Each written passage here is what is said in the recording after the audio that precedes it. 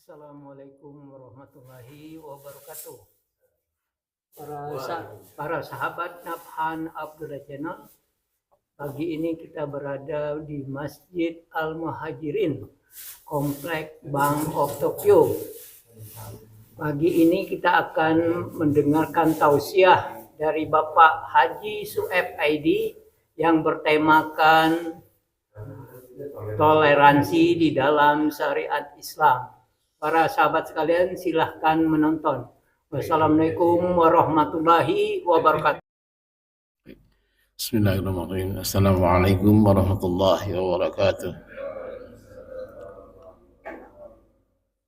Alhamdulillahirabbil alamin wa bihi nasta'in ala umuri dunya waddin. Asyhadu an la ilaha illallah, asyhadu anna Muhammadan abduhu wa rasuluh.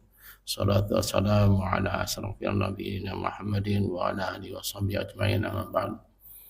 Mari kita senantiasa menjadikan puji dan syukur kita kepada Allah Subhanahu wa taala yang telah begitu banyak memberikan nikmat kepada kita. Di antaranya nikmat yang paling pokok adalah nikmat iman, nikmat Islam. Kemudian nikmat yang sering kita lupakan adalah nikmat sehat dan nikmat waktu luang atau kesempatan, sehingga kita bisa melaksanakan salat subuh secara berjamaah di Masjid Al-Muhajirin ini. Kemudian salawat dan salam semoga tetap tercurah kepada junjungan kita Nabi besar Muhammad sallallahu alaihi wasallam, kepada keluarga, sahabat, dan kepada umatnya sampai akhir zaman nanti, yang insya Allah kita mengharapkan syafaat dari Nabi Muhammad sallallahu alaihi wasallam di hari akhir nanti.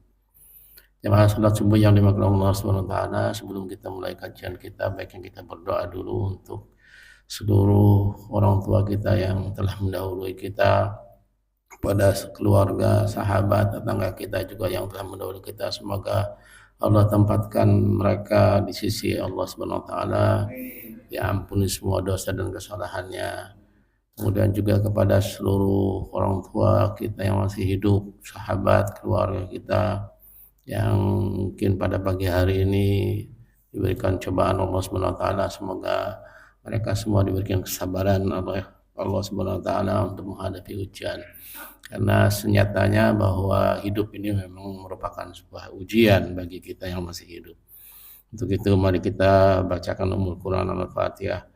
A'udzu billahi minasyaitonir rajim. Bismillahirrahmanirrahim. Alhamdulillahi rabbil alamin. Ar-Rahmanir Rahim. Maliki yaumiddin. Iyyaka na'budu wa iyyaka nasta'in. Ihdinas siratal mustaqim. Siratal ladzina an'amta 'alaihim ghairil maghdubi 'alaihim waladdallin. Amin. Pagi ini judul kajian kita toleransi dengan manusia, tapi tidak boleh bertoleransi dalam hal penyembahan kepada Allah Sang yang Maha Menciptakan manusia. Pengertian toleransi atau dalam bahasa Arab disebutnya tasamuh adalah suatu perilaku atau sikap manusia yang tidak menyimpang dari hukum yang berlaku di suatu negara, di mana seseorang menghormati atau menghargai setiap tindakan yang dilakukan orang lain selama masih dalam batasan waktu tertentu. Toleransi atau toleran secara bahasa, kata ini berasal dari bahasa Latin tolerare, yang berarti menanggung atau menerima dengan sabar atau membiarkannya. Sikap toleransi dalam menghindari terjadinya diskriminasi seperti rasisme misalnya, walaupun banyak terdapat kelompok atau golongan yang berbeda dalam suatu kelompok masyarakat. Toleransi ini terjadi karena adanya keinginan untuk sedapat mungkin menghindarkan diri dari perselisihan yang saling merugikan para pihak atau orang yang diajak bicara itu tadi. Contoh sikap toleransi secara umum antara lain Orang harus menghargai pendapat mengenai pemikiran orang lain yang berbeda dengan kita. Kemudian saling tolong-menolong antara sesama manusia tanpa dia membedakan antara suku, ras, agama, dan antar golongan. Nah, dalam hubungan kemanusiaan ini, kita umat Islam wajib saling mengenal dan bertoleransi dalam hubungan dengan manusia sebagaimana Allah Subhanahu wa taala sampaikan di dalam Quran surat Al-Hujurat surat ke berapa 49 ayat 13. Ada yang bisa membacakan? Silakan dibuka HP-nya, ada aplikasi di Quran surat 49 ayat ke-13. Ayat ini dibacakan pada saat pertandingan sepak bola Piala Dunia di Qatar ya. Ini coba kita bahas. Jadi kita ini diciptakan oleh Allah Subhanahu wa taala itu pasti dengan berbagai bangsa, berbagai suku, berbagai ras ya. Apa gunanya? Untuk saling mengenal satu sama lain. Nah, saling mengenal satu sama lain dengan berinteraksi saling mengenal itulah kita harus bertoleransi. Bertoleransi artinya menghargai orang lain untuk dalam hal-hal bermuamalah, dalam hal-hal melakukan sesuatu yang sifatnya hubungan antara manusia itu sendiri. Karena Allah menetapkan bahwa yang termulia di sisi Allah adalah orang yang paling bertakwa. Bertakwa itu apa? Bertakwa itu adalah mereka yang senantiasa melaksanakan kewajiban-kewajiban terhadap apa yang diperintahkan Allah SWT dan menjauhi semua larangan-larangan yang sifatnya diwajibkan oleh Allah SWT untuk kita tidak melakukannya.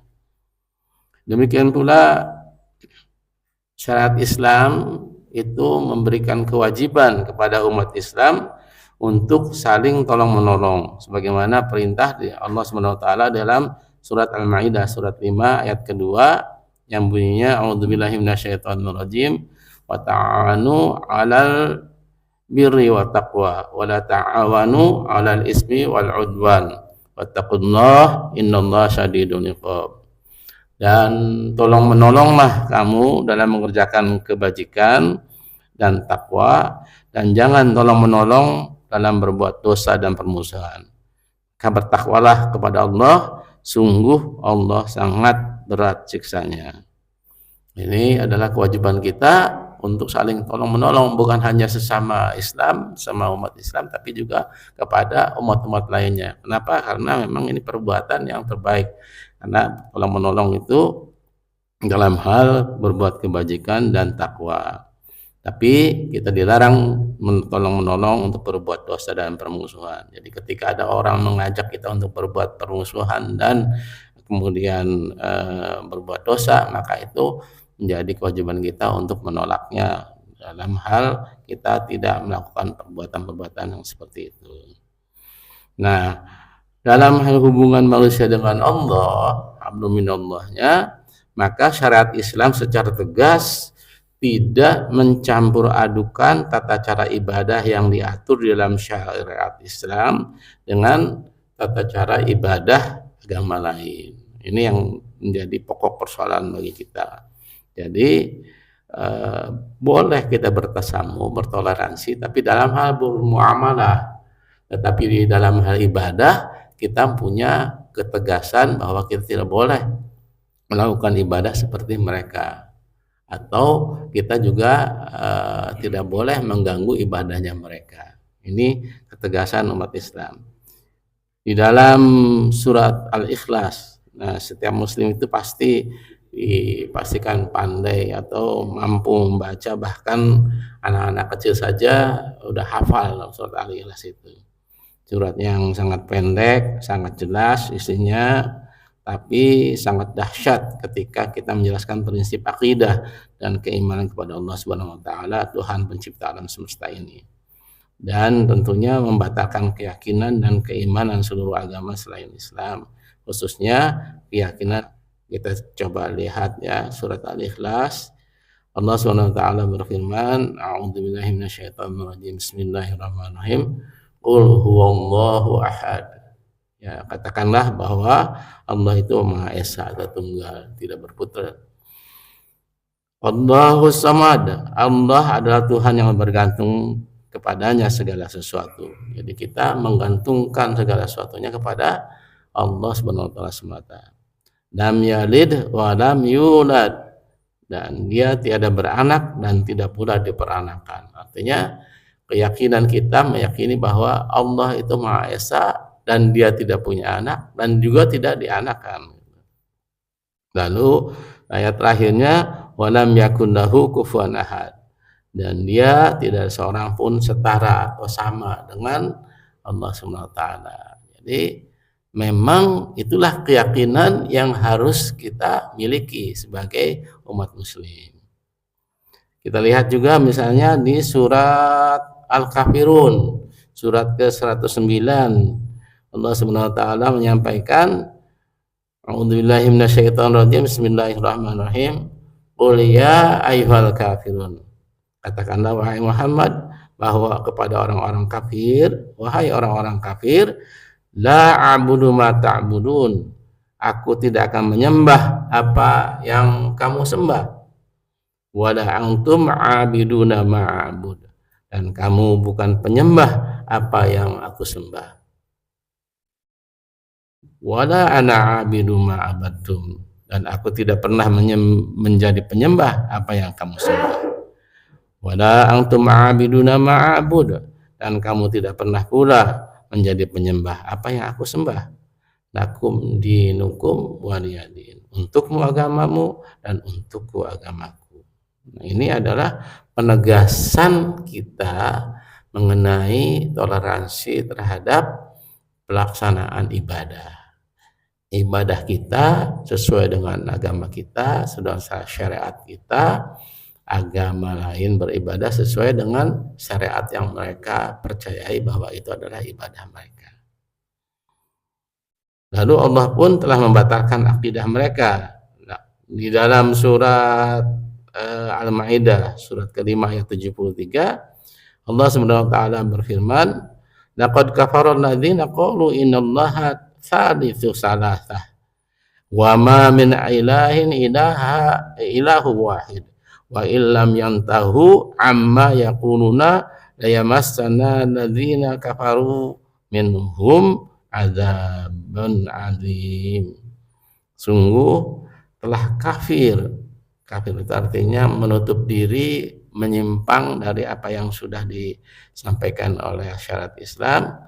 Orang-orang yang mengatakan bahwa Allah adalah salah satu dari yang tiga. Padahal tidak ada Tuhan yang berhak disembah selain Tuhan yang Maha Esa.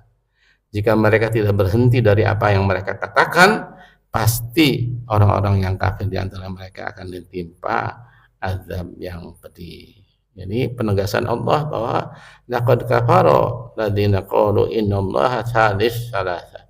Sungguh telah kafir orang-orang yang mengatakan bahwa Allah adalah salah satu dari yang tiga. Nah, ini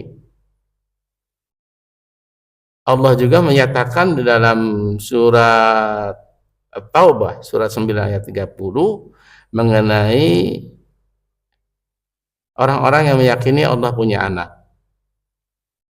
Dalam surat At-Taubah surat ke-9 ayat 30, Allah Subhanahu wa taala berfirman, A'udzubillahi minasyaitonirrajim. Wa qalatil yahudu Uzairun ibnullahi wa qalatis nasara al-masih ibnullah. Dzalika qauluhum bi afwahihim yudahhiuna qaula alladzina kafaru min qabla qatalhumullahu anna yufakun. Dan orang-orang Yahudi berkata bahwa Uzair adalah putra Allah, dan orang-orang Nasrani berkata Al-Masih putra Allah. Itulah ucapan yang keluar dari mulut mereka. Mereka meniru ucapan orang-orang kafir yang terdahulu Allah melaknat mereka, bagaimana mereka sampai berpaling. Nah, siapa Uzair yang disampaikan oleh orang-orang Yahudi itu? Ternyata Uzair itu adalah dalam catatan sejarah Yahudi, Uzair itu hidup pada masa Raja Sulaiman dan masa Zakaria atau ayahnya Yahya. Ia dipercaya sebagai nabi, kemudian disimpangkan oleh orang-orang Yahudi sebagai anak Tuhan. Itu adalah Uzair, ya. Jadi orang-orang Yahudi meyakini bahwa Uzair itu anak Tuhan. Sementara yang dilakukan oleh mereka, sementara kita sudah meyakini bahwa qul huwallahu ahad, Allah itu Maha Esa, lam yalid wa lam yulad, tidak berputra dan tidak diputrakan. Kemudian Allah SWT tegaskan juga alam yakun lahu kufuwan ahad, dan tidak ada sekutu bagi Allah. Nah, sangat tegas bahwa Allah itu menghukumi mereka, orang-orang Yahudi dan Nasrani, sementara Nabi Isa alaihissalam pun berlepas diri dari mereka. Sebagaimana Allah SWT berfirman dalam surat Al-Maidah. Coba kita lihat surat Al-Maidah surat kelima, ayatnya ayat ke-72. Coba dibuka. Surat Al-Maidah surat 5 ayat ke-72. Silakan. Ini Allah sudah tegaskan bahwa tidak ada Tuhan selain Allah. Ya, Allah itu adalah wahai Bani Israel, sembahlah Allah Tuhanku dan Tuhanmu. Jadi Nabi Isa sudah benar menyatakan ketauhidannya bahwa sembahlah Allah, sembahlah Tuhanku dan Tuhanmu. Jadi mengajak kepada orang-orang Bani Israel untuk senantiasa menyembah Allah. Tuhannya siapa? Tuhanku. Maksudnya Tuhannya Nabi Isa juga Tuhannya orang-orang Bani Israel. Allah sudah tegaskan sesungguhnya barang siapa mempersekutukan sesuatu dengan Allah, maka sungguh Allah itu mengharamkan surga baginya. Jadi harus diyakini bahwa ketika kita meyakini bahwa Allah itu Maha Esa dan tidak berputra dan tidak diputrakan, yakin bahwa kita itu diberikan Allah hak prerogatif untuk mendapatkan surganya Allah. Tapi bagi mereka, maka Allah mengharamkan mereka masuk surga. Dan tidak ada seorang pun bagi orang yang zalim itu adalah untuk mendapat pertolongan. Nah, ini harus diyakini oleh kita bagian dari trinitasnya mereka, maka kita harus wajib untuk menolak ajaran yang seperti itu. Inilah ajaran toleransi yang disampaikan Allah Subhanahu wa taala kepada kita sebagai umatnya.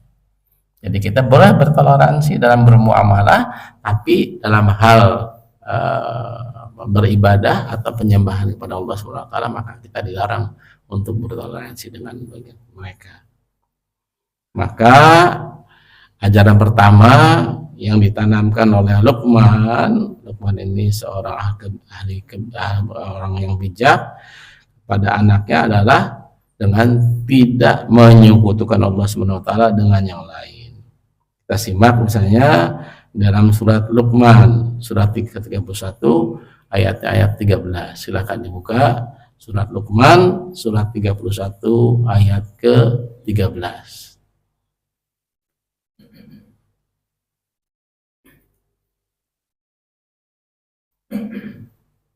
A'udzu billahi minasyaitonir rajim. Wa id qala Luqmanu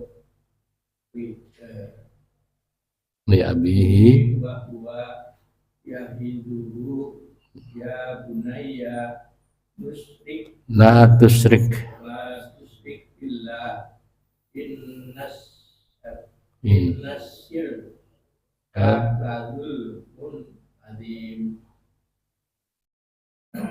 Dan ingatlah ketika Luqman berkata kepada anaknya ketika dia memberi pelajaran kepadanya, wahai anakku, janganlah engkau mempersekutukan Allah. Sesungguhnya mempersekutukan Allah adalah benar-benar kezaliman yang besar. Iya. Jadi pelajaran pertama yang ditanamkan oleh seorang ayah kepada anaknya adalah bagaimana kita sebagai orang tua untuk tidak memberikan ruang sedikit pun dalam hal mereka, anak-anak kita, mempercayai sesuatu selain Allah Subhanahu wa taala di dalam hal beribadah. La tusyrik billah, janganlah kamu menyekutukan Allah dengan sesuatu pun. Inna syirka ladzulmun adzim. Sesungguhnya kesyirikan itu adalah dosa yang paling besar. Kenapa kita berbuat seperti itu? Karena kita harus menanamkan kepada anak-anak kita, terutama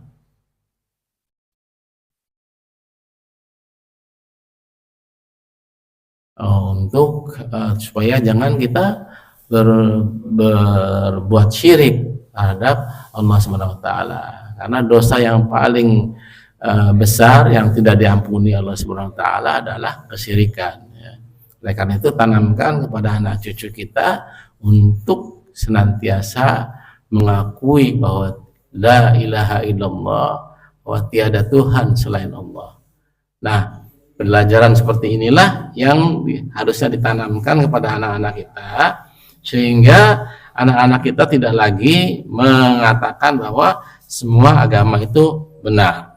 Nah, pengakuan semua agama benar adalah salah satu bentuk karena di dalam pengakuan itu tadi kita mengatakan bahwa kesyirikan yang dilakukan oleh orang-orang agama lain itu menjadikan mereka keluar dari agama Islam.